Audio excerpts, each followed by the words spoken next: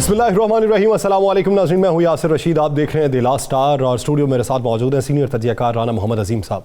नाज़रीन, पाकिस्तान तहरीक इंसाफ की जब वफाक से हुकूमत घर गई तो उसके बाद तकरीबन 7 माह से ज़ायद का अरसा बीत चुका है। पाकिस्तान तहरीक इंसाफ ने शहर शहर जलसे किए, उन जलसों के बाद ज़िमनी इंतखाबात भी लड़े, उसमें कामयाबी भी हासिल की और पाकिस्तान तहरीक इंसाफ इस तहरीक को हकीकी आज़ादी का नाम दे रही थी। शहर शहर रैलीज़ का एहतमाम हुआ, बड़े इज्तिमात का एहतमाम हुआ और फिर उसके बाद पाकिस्तान तहरीक इंसाफ के चेयरमैन इमरान खान साहब पर हमला हुआ, जिसके बाद वो ज़ख्मी हो गए। लेकिन उस सब के बावजूद पाकिस्तान तहरीक इंसाफ की मरकज़ी क़यादत जो इमरान खान साहब के अलहदा थी, जिसे सेकेंड लीडरशिप कहा जाता है, उनकी क़यादत में पाकिस्तान तहरीक इंसाफ के कारकुनान सड़कों पर निकले और उन्होंने ऐलान किया कि हम इस्लामाबाद जाएंगे। इस्लामाबाद में दाखिले से रोकने के लिए वफाकी हुकूमत ने बेशतर इंतजाम किए। सिंध से पुलिस को बुला के रखा, रेंजर्स को बुला के रखा, लेवी के एहलकार वहां पर मौजूद रहे और सिंध पुलिस बड़ी तादाद में वहां पर मौजूद थी और उनका यह कहना था कि किसी को फितना और फसाद नहीं फैलाने दिया जाएगा। ये इस्लामाबाद सरकारी इमलाक को नुकसान पहुंचाने के लिए आने वाले हैं, इसलिए इनको हर सूरत में रोका जाएगा। फिर पाकिस्तान तहरीक इंसाफ ने रावलपिंडी को मुख्तस किया और आज जब पाकिस्तान तहरीक इंसाफ का मजमा रावलपिंडी में मौजूद था और बकौल वफाकी वजीर दाखिला 8 से 10 हज़ार का मजमा था, लेकिन अवाम ने यह देखा कि कितनी बड़ी तादाद वहां पर मौजूद थी। जब वफाकी हुकूमत इस इंतजार में थी कि पीटीआई कारकुनान इस्लामाबाद में दाखिल होंगे तो उनको रोका जाएगा, जब पीटीआई के कारकुनान इस हुक्म के मुंतजिर थे कि कप्तान कहे कि इस्लामाबाद की तरफ मार्च करो या फिर कप्तान ये कहे कि किसी और दिन हम इस्लामाबाद आएंगे, तब कप्तान की तरफ से एक बड़ा फैसला किया गया। कप्तान ने ऐलान किया कि हम खाना जंगी नहीं चाहते, हम तोड़फोड़ नहीं चाहते और फिर ऐलान हुआ कि मैं तमाम अपने पार्लियामेंटेरियंस के साथ मिलकर इस बात का फैसला करूंगा कि हम सूबाई असेंबलियों से बाहर हो जाएं। कप्तान का क्या कहना था वो मुलाहिजा कीजिए, फिर गुफ्तगू को आगे बढ़ाते। हमने अब इस निजाम का हिस्सा नहीं रहना। मैं अपनी सारी चीफ मिनिस्टर्स, अपनी पार्लियामेंट्री पार्टी से अब मिलूंगा और हमने फैसला किया है कि हम सारी असेंबलियों से निकलने लगे हैं। हम बजाय अपने मुल्क में तोड़फोड़ करें, तबाही मचाएं, इससे बेहतर है कि हम इस करप्ट निजाम से बाहर निकलें और इस सिस्टम का हिस्सा ना बने। इमरान खान की गुफ्तगू आपने सुनी। राना साहब क्या समझते हैं, आज के दिन क्या इस फैसले की उम्मीद थी या लोगों के कान किसी और फैसले को सुनने के लिए तरस रहे थे? बिस्मिल्लाहिर्रहमानिर्रहीम, अस्सलातु वस्सलामु अलैका या सय्यदी या रसूल अल्लाह, अस्सलातु वस्सलामु अलैका या सय्यदी या हबीब अल्लाह। या सर, कप्तान ने आज वाकई एक बड़ा सरप्राइज दिया है। हुकूमत मुंतजर थी, हुकूमत तैयार बैठी थी, हुकूमत प्लानिंग को अमली जामा पहनाना चाहती थी। प्लान ये था, कप्तान ऐलान करेगा इस्लामाबाद की तरफ बढ़ो, कप्तान ऐलान करेगा पिंडी में धरना दो, कप्तान ऐलान करेगा पिंडी के चौक चौराहों को बंद कर दो। और उसके बाद क्या होगा? उसके बाद ये होगा कि जनाब कप्तान जो है वो पाकिस्तान का सारा कारोबार, सारा डिसिप्लिन बेड़ा गर्क कर रहा है। कप्तान पे लाठी चार्ज का हुक्म आएगा, कप्तान की टीम पास होगा, शेलिंग, फायरिंग, हर चीज़ होगी।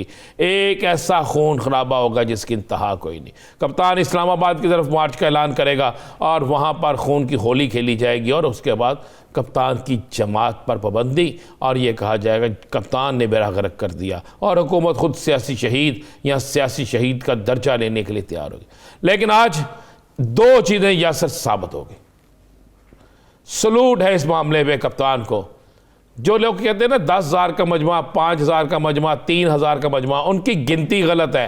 दरअसल माजरत से वो तजियाकार जो है ना और ये वो वज़रा जो हैं उनका कसूर नहीं है। वो सुबह से लेकर शाम तक इसी काम पे लगे रहते हैं, उनका काम, उनकी तनख्वाह उन्हें इसी चीज़ की मिलती है। और भाई जेलम तक तो गाड़ियाँ थी, मोटरवे पे 15-15, 16-16 किलोमीटर तक गाड़ियाँ थी।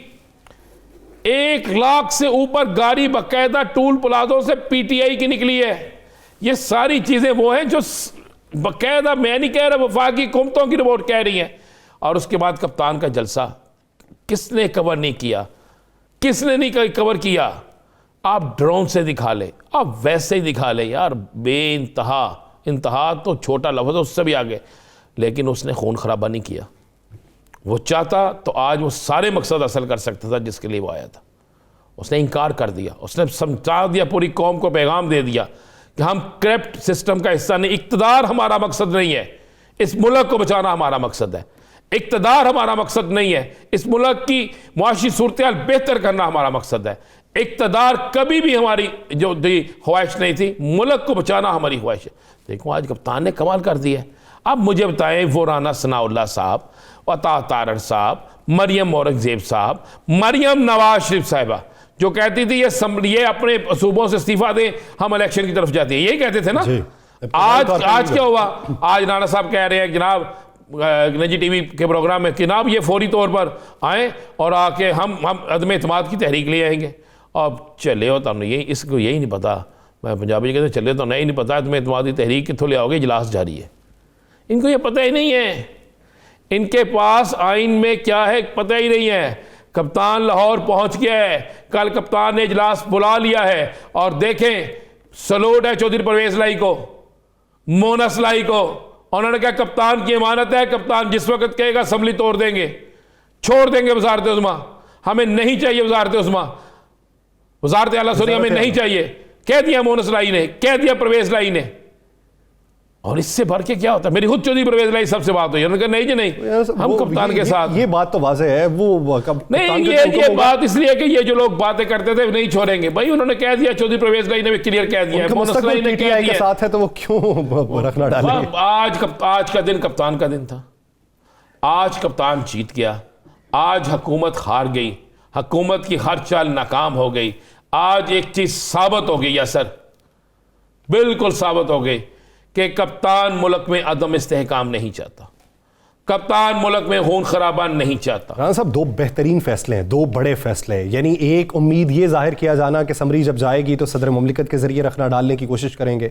दूसरा ये कि इस्लामाबाद ये आना चाहते हैं, वहाँ पे तोड़ फोड़ करेंगे, और रावलपिंडी का मकसद ये कि वहाँ पे एक बड़ी तकरीब को सबूताज करना चाहते हैं। अब इसमें इससे बड़ा फैसला एक बतौर अपोजिशन पार्टी का रहनुमा होने का, ये ना तो हुकूमत ये सोच रही थी, ना ही ये तमाम तजियाकार और हम लोग ये राय रखते थे कि इस तरीके का फैसला। ये हुकूमत नहीं सोच रही थी और पेड तजियाकार भी नहीं सोच रहे थे। मैंने कल के उनके व्लॉग और उनके सारा कुछ सुना, तो बात यह है कि कप्तान ने तो हमेशा वो फैसला किया जो कुछ सोच नहीं सकता। शार तो वही मारता है ना कि जो कुछ सोच नहीं सकता। देखिए उसने वाज़ेह कहा मेरी फ़ौज है, मजबूत फ़ौज चाहिए मुझे, ये मेरी फ़ौज है। और उन्होंने कहा कि जनाब अफवाज पाकिस्तान देखे कहाँ पे क्या कौन गलत कर रहा है। दूसरा उसने इक़्तिदार को ठोकर मारी। ज़रा माजी में चले जाए ना, जब किसी मुस्लिम लीग नून का इक़्तिदार जाता है तो सुप्रीम कोर्ट पर हमला हो जाता है, याद है आपको? याद है ना आपको? जी जी। नाहल किया करार दिया जाता है उससे कोर्ट से, सुप्रीम कोर्ट से, तो लाहौर से लेकर इस्लामाबाद से लेकर लाहौर तक जीटी रोड मार्च होता है। जब आपकी हुकूमत ख़त्म होती है तो आप अदारों पे हमला करते हैं। लाहौर में आपको याद है पंजाब असम्बली में अरकान असम्बली को उठा के बाहर फेंका गया, अरकान असम्बली पर FIR दर्ज की गई। मोहम्मद खान भट्टी जो असम्बली में मौजूद है, इन पर वो FIR बनाई गई जिस इलाके में कभी गए नहीं थे। तो ये तो नहीं कप्तान ने किया, कप्तान ने आज इनको और बहुत से लोगों को जवाब दे दिया। अब मुझे बताएं, जो लोग कहते थे जनाब ठीक है हम इलेक्शन के लिए तैयार हैं, ये सबसे पहले पंजाब असम्बली KP के असम्बली तोड़े छोड़े उसे, हम आए ना, अब क्यों भाग रहे हैं? इसका मतलब है इनका मकसद इक़्तिदार है, इनका मकसद अपने मुकदमात ख़त्म करना है, इनका मकसद पाकिस्तान की मुआशी सूरत-ए-हाल का बेड़ा गर्क करना है। आपके पास क्या रह गया है मुझे बताएं, इस वक्त क्या सूरत-ए-हाल है? आपको आने वाले दिनों में पेट्रोल की किल्लत आने वाली है। मैं हल्फन कहता हूं, मुझे रात को एक शख्स ने कहा, उसने कहा राना साहब जिस किसी अजीज के पैसे बैंक में पड़े उसे को पैसे निकलवा ले, 5,000 से ज्यादा विड्रॉल नहीं हो सकता, विड्रॉल नहीं हो सकता, फिर ये होने वाला है। यहां तक बातें हो रही हैं, किधर जाएंगे आप भाई? हालात इतने अच्छे नहीं हैं, ये हालात अल्लाह माफ करे जिस तरफ जा रहे हैं कोई सोच नहीं सकता। वो शख्स ने इक़्तिदार नहीं लिया, उस शख्स ने लालच नहीं की। आज मुझे बताएं, खुदा की कसम, उसका चेहरा देखा आपने जब वो चल के आ रहा था? तकलीफ थी, शदीद पेन थी, उसके बावजूद वो आ रहा था। उसको क्या था यार, वो दुनिया का बेहतरीन पैसे कमाने वाला शख्स है, जितने चाहे पैसे कमा ले। लाहौर पहुंच गया। हाँ साहब, मीटिंग जो है सुबह भी बुला ली है, अभी भी मीटिंग होने वाली है। और मैं आपको एक और ख़बर दे दूं, खान साहब जिस वक्त पहुंचे हैं, खान साहब को उसी वक्त जिस जगह ठहरे हैं एक अहम तरीन पैगाम दिया गया। खान साहब ने उस पैगाम के जवाब में यही कहा जो अब कहा है। उन्होंने कहा जनाब इक़्तिदार अजीज़ नहीं मुझे, ना मैं इक़्तिदार के लिए आया हूँ।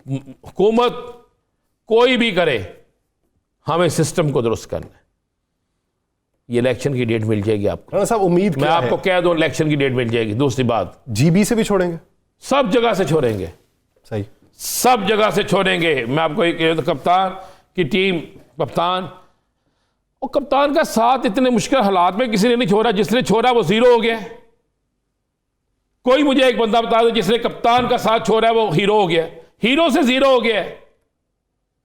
कप्तान असेंबलियों से इस्तीफे देगा, उसके बाद क्या आईनी पोजीशन रह जाएगी इनके पास? ठहर जाए 10 दिसंबर तक। 10 दिसंबर के बाद लोगों ने इनके खिलाफ खुद जुलूस निकालने हैं। ये मैं पेशन गोई कर रहा हूं आपको।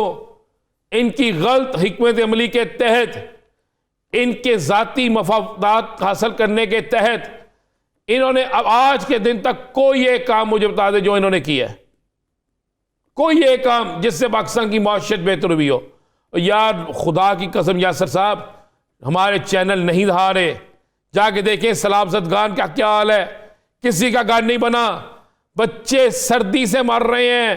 रोजाना कई बच्चों को दफनाया जा रहा है जो सर्दी से मर रहे हैं, जिनके पास रजाइयां नहीं है। खा गया पैसे, लोग ले गए फंड। इतने फंड पाकिस्तान को मिले, किस जगह लगे? कोई टीवी चैनल ये अब जहमत नहीं गुआरा कर रहा कि सलाम सदगान के इलाके में जाए। कोई सियासतदान कोई नहीं जाता वहां पे। हमें उनको सराहना चाहिए जिन एनजीओस ने काम किया है, जिन एनजीओस ने घर ये उनका बनाए। काम था, ये उनका काम नहीं था। नहीं काम जिसका काम है, जिन्होंने जिनकी हुकूमतें हैं, जिनकी हुकूमतें हैं, वो क्यों नहीं जा रहे? वो सियासतदान क्यों नहीं बात कर रहे? वो बड़े चैंपियन टीवियों में बैठे जो एंकर्स हैं, वो क्यों नहीं बात कर रहे? जाके हालात तो देखें क्या है। इस सर्दी में आप और मैं कंबल के बगैर सो सकते हैं? वहां पे चादर भी नहीं है। वहां पे खाने पहले भूख से मर रहे थे, अब सर्दी से मर रहे हैं। बच्चों के सरों में जख्म हो गए हैं मच्छरों के काटने से। यह आलम है। पीने का साफ पानी भी नहीं है ना वहां पे। पानी तो दूर की बात है ना। मैं तो बता रहा हूं कि ये कुछ भी नहीं है। और ये सियासतदान जो है वो अपने इक़्तिदार को बचाने के लिए अपने मज़े लूट रहे हैं। अभी कोई आ जाएगा टीवी पे, सियासतदान कुछ बात करेगा, कुछ घंटे बाद आके कुछ बात करेगा। किसी ने मुझे पिछले 2 माह में बता दी उसकी तरफ तवज्जो दी है? क्या आपको पता है कि आपके पास इतने पैसे हैं क्या आप अगले 3 माह के लिए पेट्रोल खरीद सके? अगर आप खरीदेंगे तो कितने सूद पे लेंगे आप? वो पैसे कहाँ से आएंगे? वो बिल किस बिल की मद में आएंगे? वो हमें हमारी जेबों से किस तरह बाहर निकलेंगे? आपसे अच्छे तो अफगानिस्तान के लोग हैं। उन्होंने अपने जाहिर आपसे ज्यादा कर लिए हैं, क्योंकि वहां पे करप्शन पे सजा है, वहां पर अयाशियां नहीं है। वहां पर दुनिया के महंगे तरीन होटल में सैरो तफरी के लिए जनाब आपके साबिक वजीर आजम जाके नहीं ठहरते। आज पूरी तकरीर सुनते रहे हैं, जहां बैठ के सुनते रहे हैं स्विट्जरलैंड के जिस इलाके में, मेरे पास वो नाम भी मौजूद हैं। क्या करते हैं आप आज कप्तान जीत गया है, ये जितना मर्जी टीवी पे बैठ के करें। मुझे तो अफसोस हो रहा है कमरुज़्ज़मान कायरा साहब का। वो कहते हैं मैं इत्मीनान की हम तहरीक पेश कर देंगे, असेंबली नहीं तोड़ सकेंगे।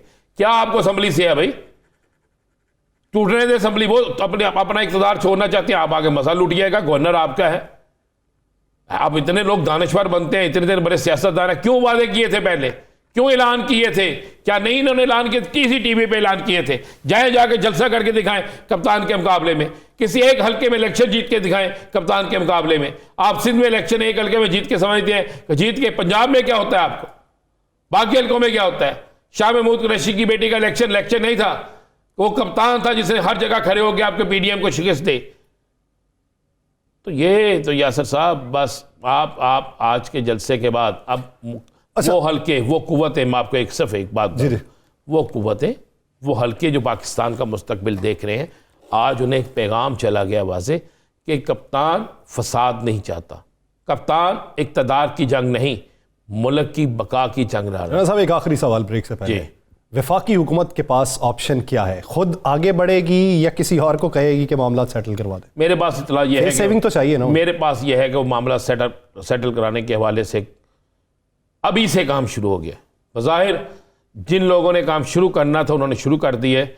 ये जो टीवी पे आके बोल रहे हैं ना, इनके बेचारों के नोटिस में भी नहीं है, ना इनसे किसी ने पूछना है, ना इनको किसी ने बताना है। इसके अलावा अब हुकूमत के पास ऑप्शन कोई नहीं है। कप्तान असम्बलियों से बाहर निकल आया, पहले भी ख़तरनाक था, मज़ीद ख़तरनाक होगा। ये अवाम को ना पहले डिलीवर कर सकें ना बाद में डिलीवर कर सकेंगे। तो 9 बाद इलेक्शन हो, सितंबर में इलेक्शन हो, मार्च अप्रैल में इलेक्शन हो, इलेक्शन होने हैं और कप्तान ने ही इलेक्शन जीतना है। इलेक्शन होने और पाकिस्तान तहरीक इंसाफ की ही उसमें दिखाई देती है। अब ये हुकूमत के पास मौका है कि हुकूमत अपनी फेस सेविंग के लिए कौन सा इकदाम उठाती है। नाज़रीन, इसी मंजर में मजीद भी बात करेंगे, लेकिन एक शॉर्ट ब्रेक के बाद कहीं नहीं जाएगा। Stay with us.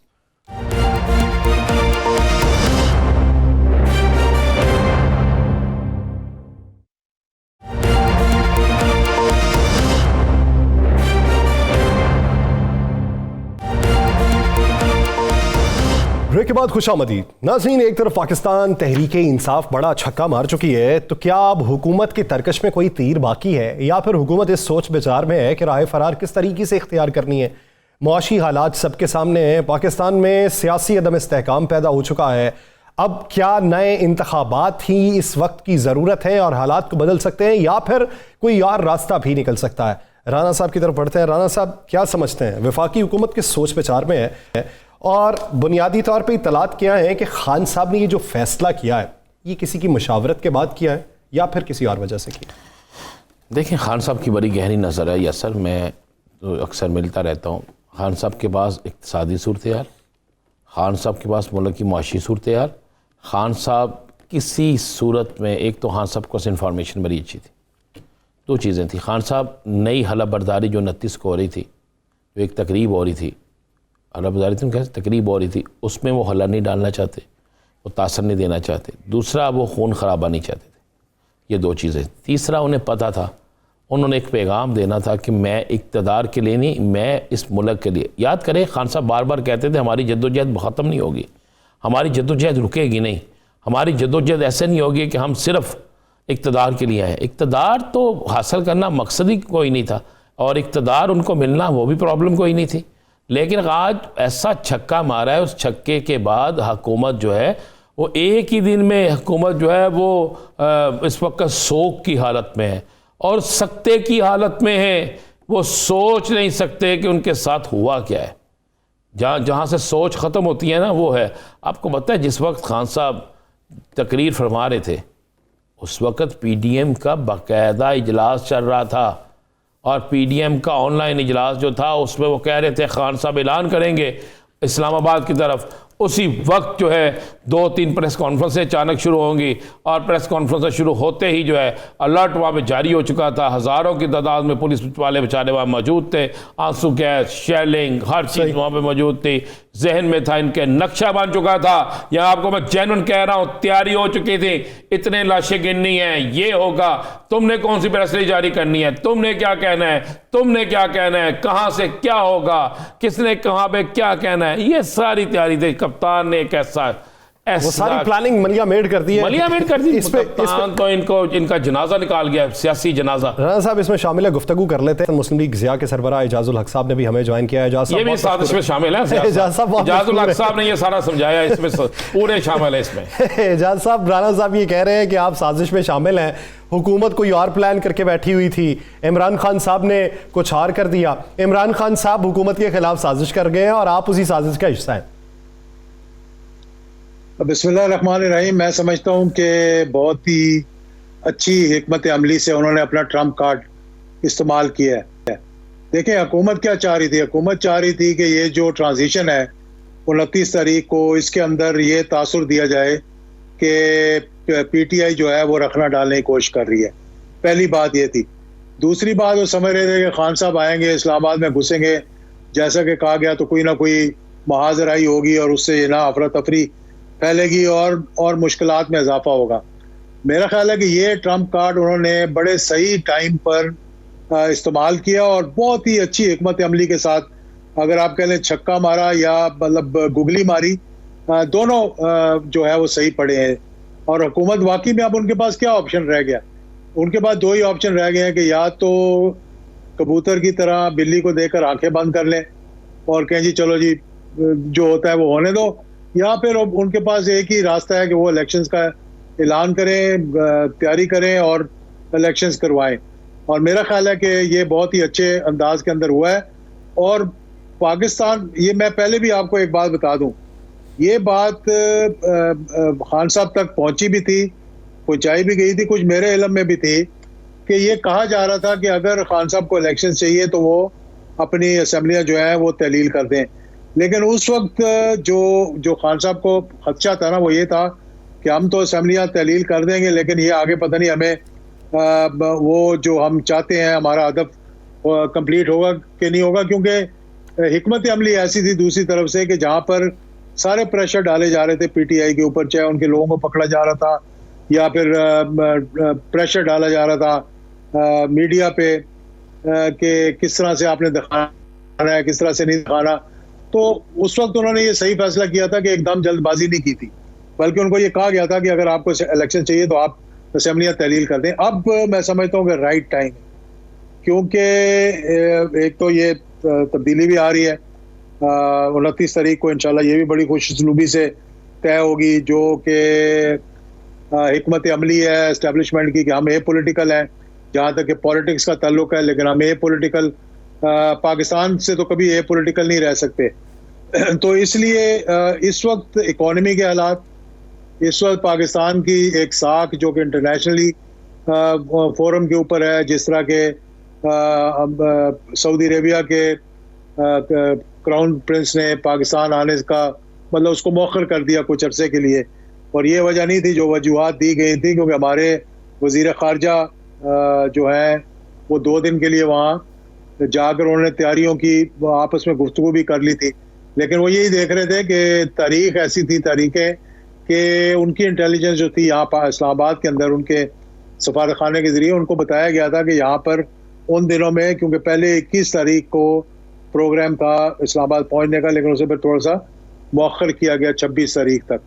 तो अब मैं समझता हूँ कि ताख़ीर तो ज़रूर कर सकते हैं, थोड़ा बहुत इधर खींचातानी करेंगे, बातें करेंगे, प्रेस कॉन्फ्रेंसें करेंगे, गवर्नर राज लगाने की जो है वो धमकी देंगे। लेकिन ये आपको बता दूं, अगर गवर्नर राज लगाने की कोशिश की तो अदलिया उसको कभी भी नहीं लगने देगी, वो उसको चैलेंज हो जाएगा वो अदालतों के अंदर।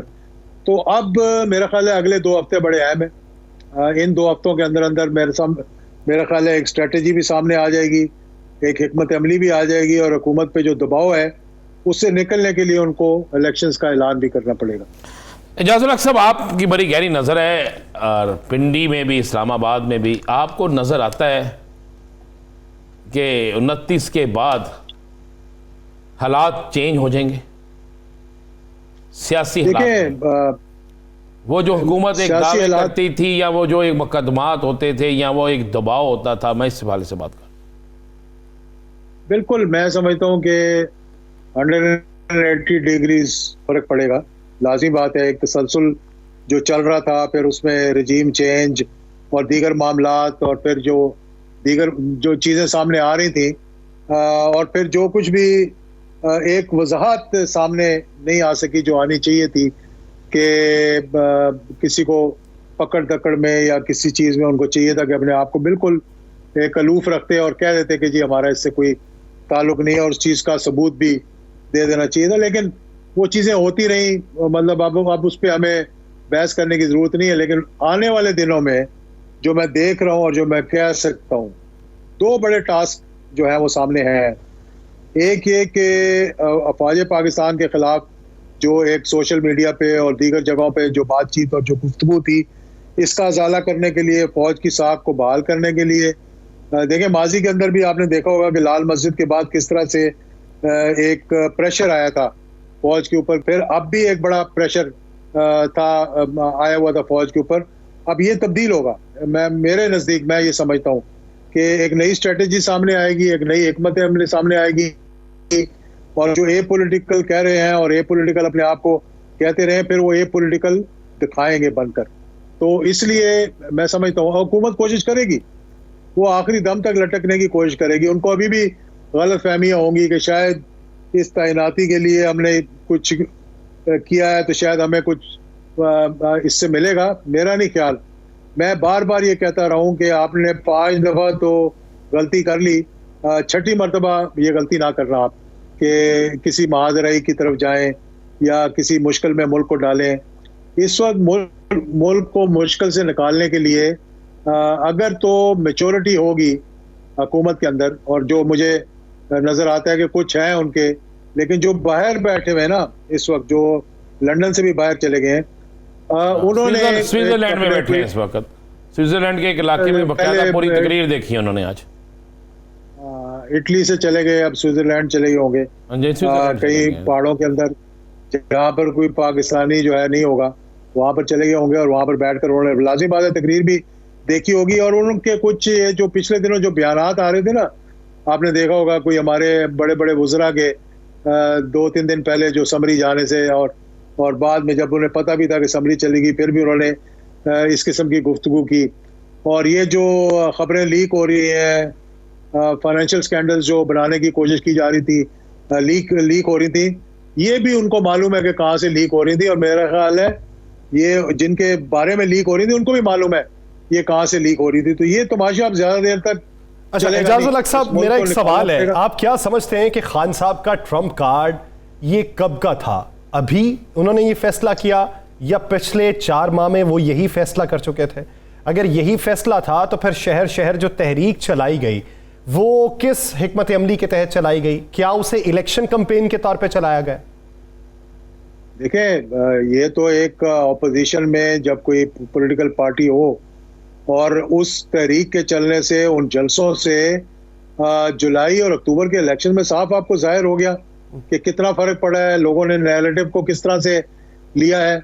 और उसके बाद अब जिस मौके पर उन्होंने ये किया है, तो मैं समझता हूँ कि उनका वोट बैंक जो है वो मजीद बढ़ेगा अब। और हुकूमत की यही परेशानी है क्योंकि उनको मालूम है कि और एक और बात भी जो बड़ी बहस की जा रही है ना कि शायद इनके लोग इनको छोड़कर चले जाएंगे।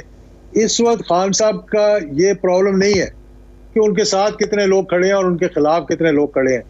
इस वक्त जो एक मैच्योर समझदार सियासतदान होगा जिसने आगे इलेक्शन लड़ना होगा, उसको पता है कि मैं कहाँ खड़ा हूँ तो मेरे लिए बेहतरी और मैं कहाँ खड़ा हूँ तो मेरे लिए नुकसान है।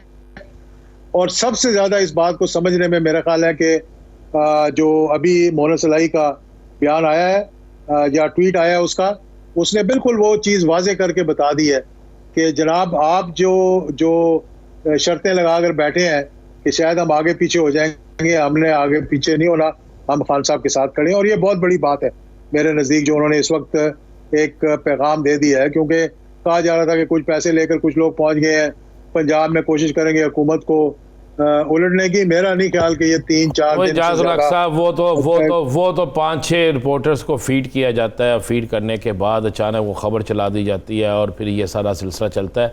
मुझे बताएं, पैसे लेकर पहुंच गए भाई, आपको सुप्रीम कोर्ट का फैसला क्या ये लोग भूल गए हैं? एक फैसला है ना, किस तरह पहुंचेंगे, क्या करेंगे? और दूसरा, इनको ये इल्म नहीं है, अक्ल भी नहीं है कि इजलास जारी है पंजाब का, जारी इजलास में अदम एतमाद की तहरीक पेश नहीं होती, जारी इजलास में तोड़ फोड़ नहीं होती। पता नहीं एजाजुल हक साहब, मैं तो आज से और कल से कई तजिया करोगे सुन के थक गया हूँ कि हम तो उनसे सीखने आए थे, लेकिन लगता है कि कुछ अब उनको सिखाई तो रहे राजा साहब, आपको सिखाई तो रहे, उनको बुक्स भेजनी पड़ेगी कि यार पढ़ लो। तो जज साहब, आज के जलसा तो आपने देखा, आप तो शहर में थे, इतना बड़ा जलसा मैंने तो पहले नहीं देखा। अब खान साहब जलसे जुलूसों का रूट जारी रखेंगे या आप समझते हैं कि खान साहब अब कुछ अरसे के लिए खामोश रहेंगे? मेरा ख्याल है कुछ दिन देंगे हुकूमत को और ये सारी चीजें सेटल होने में कोई 8-10 दिन 12 दिन लगेंगे। और मेरा ख्याल है इन 10-12 दिन बड़े अहम है पाकिस्तान के लिए, पाकिस्तान की बेहतरी के लिए, पाकिस्तान की खुद मुख्तारी के लिए और पाकिस्तान को सही डगर पे डालने के लिए।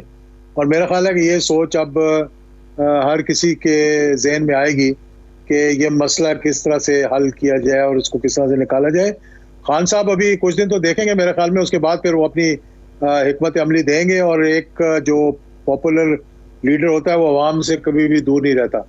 अभी उन्होंने तो इंटीरियर सेंड को टच ही नहीं किया, सैलाब आए हुए थे वहाँ पे।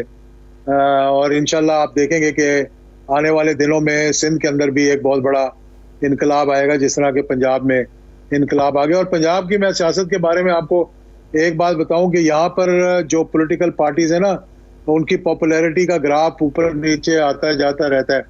एक ज़माना था कि पीपल्स पार्टी बहुत ज़्यादा रिलाय करती थी 70s में और 80s में पंजाब के ऊपर, और पंजाब ही वज़ीर आज़म को लेकर आता है। फिर नून लीग का एक वहाँ पर एक ऐसी वो बन गया था कि जी ये नून लीग का गढ़ है, ये जीटी रोड है, ये नून लीग की है। आज ये सारा पंजाब पीटीआई का हो चुका है। आपने जुलाई और अक्टूबर के इलेक्शन में देख लिया, और आने वाले इंतखाबात में भी आपको मालूम हो जाएगा कि इंतखाबात में भी इसके नताइज ये बताएंगे कि पाकिस्तान तहरीक इंसाफ ने किस तरीके से अपनी मकबूलियत को हासिल किया है। बहुत शुक्रिया एजाज़ुल हक साहब से अपना वक्त देने के लिए। नाज़रीन, एक शॉर्ट ब्रेक के बाद पाकिस्तान की माशी सूरत हाल पर बात करेंगे, मसाइल क्या है और उसका हल किसके पास है। कहीं नहीं जाएगा, स्टे विद अस।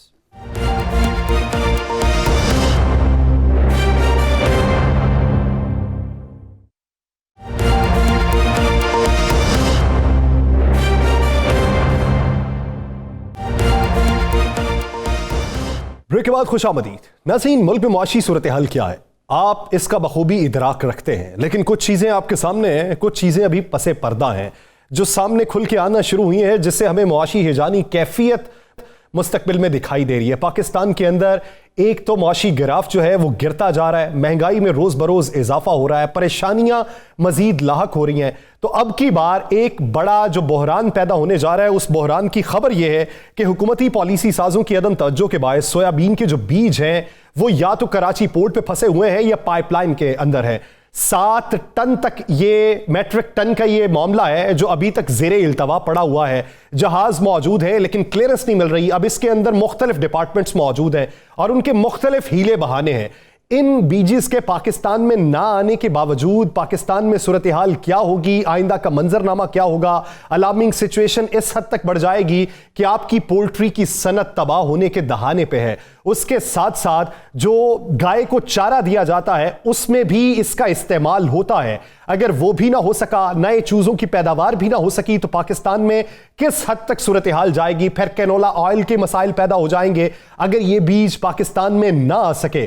सनत इस वक्त तबाही के दहाने पे है, लेकिन फैसला कौन कर रहा है, इसके पीछे कौन लोग हैं, मुआशी तबाही का जिम्मेदार कौन है। ये रोज आके वफाकी वज़रा हमें ये बता जाते हैं कि पाकिस्तान में कोई मुआशी मसला नहीं है, तो फिर हमें यह भी बता दीजिए कि इनके पीछे कौन से मुहर्रिकात हैं, किन वजूहात की बुनियाद के ऊपर ऐसी चीजों को आपने रोक रखा है। एक तरफ आप एलसी खोलने की बातें करते हैं तो दूसरी तरफ इस तरह के इकदाम भी दिखाई देते हैं। राना साहब की तरफ बढ़ते हैं। राना साहब, मुआशी सूरत हाल को देखते हुए और ये सोयाबीन वाला जो मामला है, मुख्तलिफ टीवी चैनल्स के ऊपर इसके तज़किरे भी हो रहे हैं, लेकिन वफाकी हुकूमत के कान पे जूं तक नहीं रही। क्यों इनके भाई, वो अपने मुकदमात ख़त्म करने आए हैं, वो इस मुल्क से पैसा ले जाने आए हैं, इस मुल्क को पैसा देने नहीं आए। आपके यहाँ पे मुर्गियों की फीड नायाब, आगे आपको ये जो है चिकन है ना, ये मिलेगा आपको 600 रुपये किलो। आपको सब मिलेगा भी नहीं, मैं कहना अगर जो मिलेगा वो 600 रुपये किलो मिलेगा कम अज़ कम। उसके बाद उर्दनी तेल, ये जो आप घर में इस्तेमाल करते हैं, इसकी ऐसी किल्लत पैदा होने जा रही है कि आप इसे 1000 रुपये भी ढूंढेंगे नहीं मिलेगा, क्योंकि जब है ही नहीं एक चीज़, उसके बाद आप बाकी ले लें। जो वंडा तैयार होता है जिसे आप गाय भैंस का कहते हैं, उसमें जो चीज़ें इस्तेमाल होती हैं वो नहीं है। जब एक चीज़ मौजूद है, खरी है डाईपोर्ट पे, क्लियर नहीं कर रही है, एलसी ये नहीं खो रहे। एलसी क्यों नहीं खो रहे? एलसी इसलिए नहीं खो रहे, आज एलसी खुलेगी $300 पे डॉलर चले जाएगा, और ये जो ड्रामा करके आए हैं इनके सारे ड्रामे बेनकाब हो जाएंगे। 122-2300 रुपए का डॉलर अनाउंस करते हैं, मुझे 150 का, 222-23 का, मुझे 260 का लेके दिखा दिया, आप नहीं मिल रहा।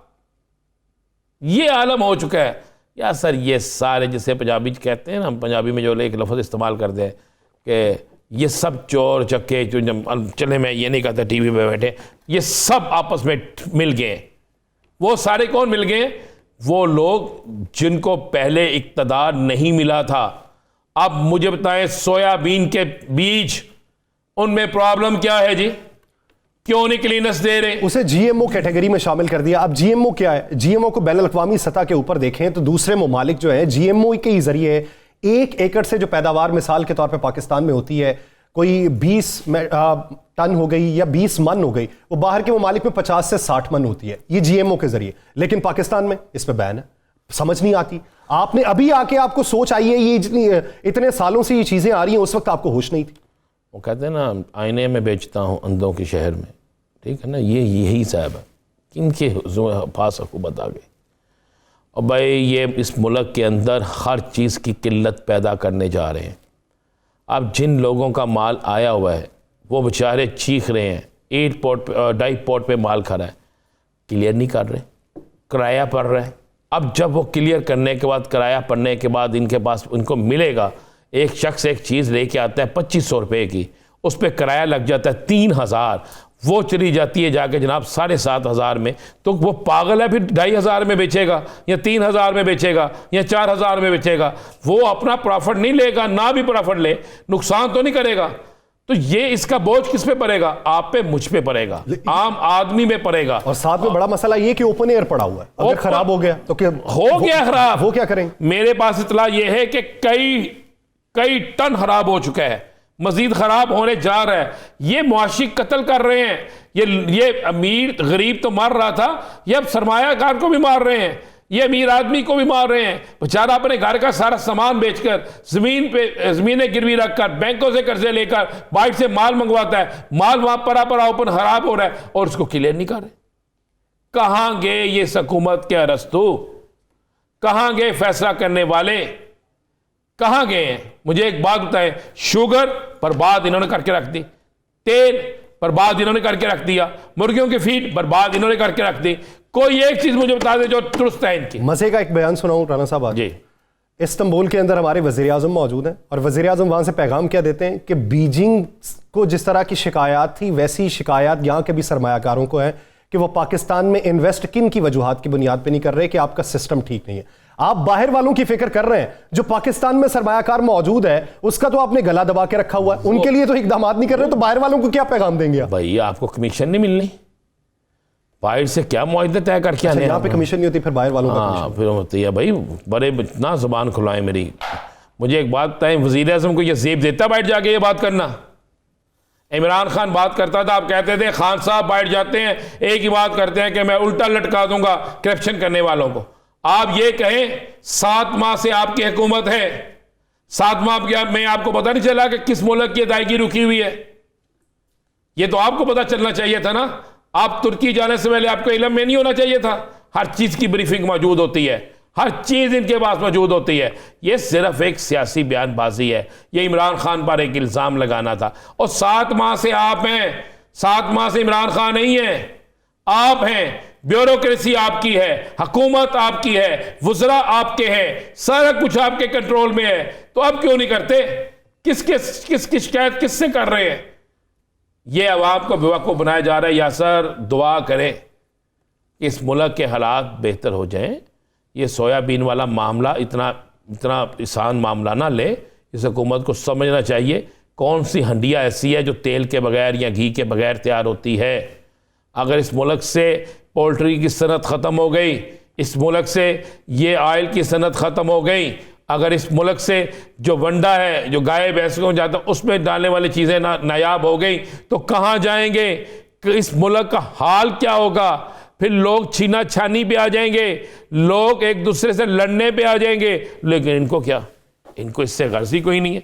ये तो बस बैठे हैं। क्या किसी वजीर ने इसका जिक्र किया? कौन वजीर है इसका? उसने जिक्र किया? वजारत खुराक के अंडर आता है। किसी ने वजारत खुराक की कमेटी, उन्होंने कमेटी तश्कील दी, कमेटी ने मीटिंग्स कर ली, बहुत से इजलास कर लिए, लेकिन फैसला अभी तक ना कर सके। जहाज़ों की क्लियरेंस के पैसे भी जा चुके, तमाम चीज़ें जा चुकी, लेकिन अभी तक फैसला नहीं हो रहा कि ये जारी कर दें या पड़ा रहने ख़राब कर दें। ये तो उसी तरह की मामला हो गया कि जब सैलाब की सूरत हाल थी तो बहुत से डीसीज को कहा गया कि ये गंदुम बांट दें, उन्होंने कहा जी नहीं बांटेंगे। पड़ी सैलाब में ख़राब करवा ली, आवाम तक उसका दो काम है जो गवर्नमेंट कर रही है। एक, इमरान खान के ख़िलाफ़ कौन से मुकदमा दर्ज करने, किस तरह उसको नुकसान पहुँचाना है, किस तरह उसके ख़िलाफ़ साजिश करनी है। दूसरा, अपने मुकदमात किस तरह ख़त्म करने हैं, अपने मुकदमात में किस तरह रिलीफ लेना है और किस तरीके से रिलीफ लेने के बाद क्या क्या फ़ायदा लेना है। और तीसरा, फिर सब लोग जो हैं मज़े कर रहे हैं, अपने अपने टूर कर रहे हैं, मौज मस्ती लगी हुई है, एक के साथ पूरा जत्था चला जाता है, टूर्स होते हैं, वहाँ जाके मौज मस्ती लगी जाती है, करते हैं, ये हो रहा है, ये तो आपका हिसाब है, ये तो आपके साथ हो रहा है। तो जब आपके साथ ऐसे मामलात हो रहे हो तो फिर इस मुल्क का अल्लाह ही हाफ़िज़ है ना, अल्लाह ताला की ज़ात ने इस मुल्क को बचाया हुआ है। अब तो हमें सारी उम्मीदें हैं इस मुल्क के नए सिपा सलार पे कि वो ज़रूर देखें। मैं नहीं कहता वो सियासत पे अमल दे, हम कभी भी नहीं कहते, लेकिन ये तो देखना होगा ना, ये मुल्क होगा तो सारा कुछ है ना, इस मुल्क की इक़्तिसादी सूरत हाल है तो सारा कुछ है ना।